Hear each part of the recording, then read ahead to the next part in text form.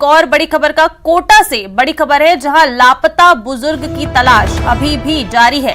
3 दिन से लापता है 75 वर्षीय नंद किशोर। कोटड़ी क्षेत्र में अपने रिश्तेदार से मिलने गए थे वो, लेकिन वापस अपने घर नहीं लौटे। लौटते वक्त रास्ते से लापता हो गए बुजुर्ग।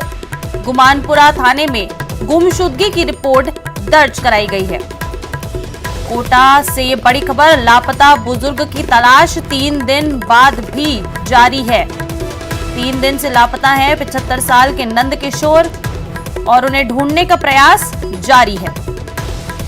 कोटड़ी क्षेत्र में ये बुजुर्ग बताया जा रहा है कि अपने रिश्तेदार से मिलने आए थे, लेकिन वापस घर लौटते समय रास्ते से ही लापता हो गए। 75 वर्षीय नंद किशोर लापता है और उनकी तलाश जारी है। ज्यादा जानकारी के लिए बात करेंगे सहयोगी ओम प्रकाश से। ओम प्रकाश, क्या कुछ जानकारी है? 3 दिन से लापता है 75 वर्षीय बुजुर्ग।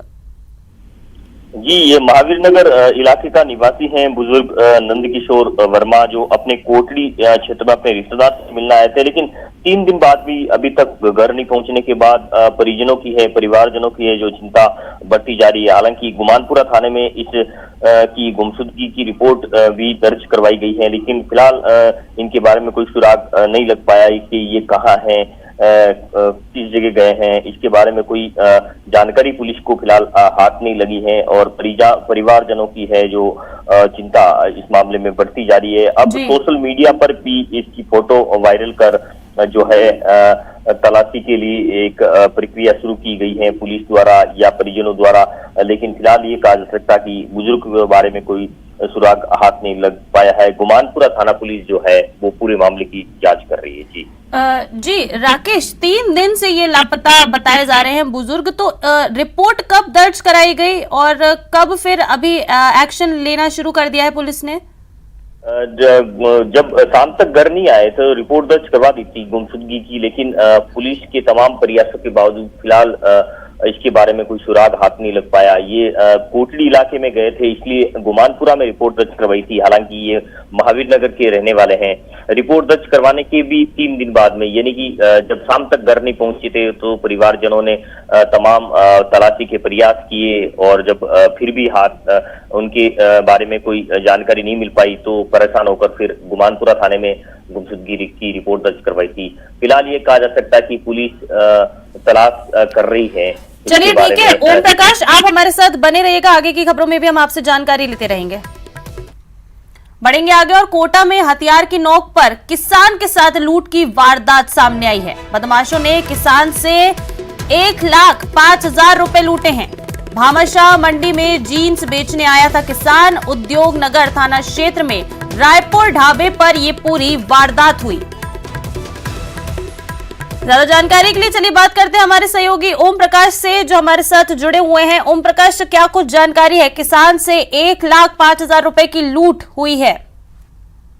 जी, ये ग्रामीण इलाके से किसान जो भामाशाह मंडी, जो एशिया की प्रसिद्ध भामाशाह मंडी, वहां अपनी जींस है जो बेचने आया था। तो वहां जब आते वक्त ये उद्योगनगर थाना इलाके के रायपुरा पुलिया के पास ढाबे पर बताया जा रहा है कि 7-8 बदमाशों ने, करीब आधा दर्जन बदमाशों ने हथियार की नोक पर, जो हथियारबंद बदमाश थे, पिस्टल की नोक पर इन्होंने उनके साथ लूट की वारदात को अंजाम दिया और जो है पीड़ित ने उसके बाद उद्योगनगर थाने में जो है मामला दर्ज करवाया है।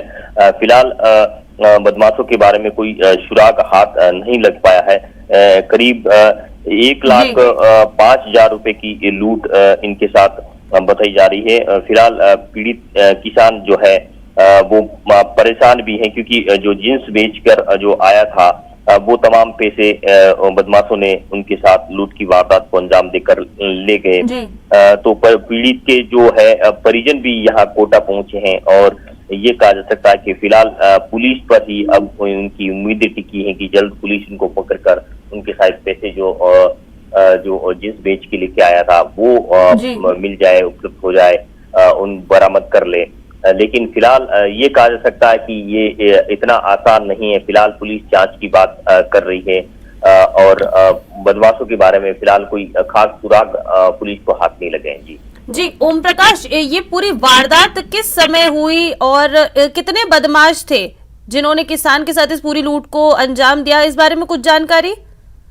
जब ये मंडी में जो अपना अनाज है बेचकर फिर जा रहा था, जो उनके पैसे थे, क्योंकि ऐसा लग रहा है कि बदमाश लंबे समय से या घर से ही, गांव से ही रेकी कर रहे थे या मंडी से जब रेकी कर लेते थे, क्योंकि ज्यादातर किसान यहाँ से जब खाली हाथ जब जाते हैं, उन अनाज नहीं होता है, तो बदमाशों को लग जाता है कि उनके पास पैसे होंगे, जेब में बारिश मात्रा में पैसे होंगे, तो संभवत रेकी कर रहे थे। और रेकी करने के बाद जब ग्रामीण इलाके में जा रहे थे, तो क्योंकि जो मंडी है वो अनंतपुरा इलाके, थाना इलाके की है, और जब अपने गांव लौट रहा था तो रायपुरा जो है उद्योगनगर थाना इलाके, वहां उन्होंने करीब आधा दर्जन बदमाशों ने वारदात को अंजाम दिया। जैसा किसान का कहना है कि पीड़ित किसान का कि उनके पास तमाम बदमाशों के पास हथियार थे और वो धमकी देकर ये जो है वारदात को अंजाम देकर फरार हो गए। चलिए ओम प्रकाश, बहुत शुक्रिया आपका इस तमाम जानकारी के लिए।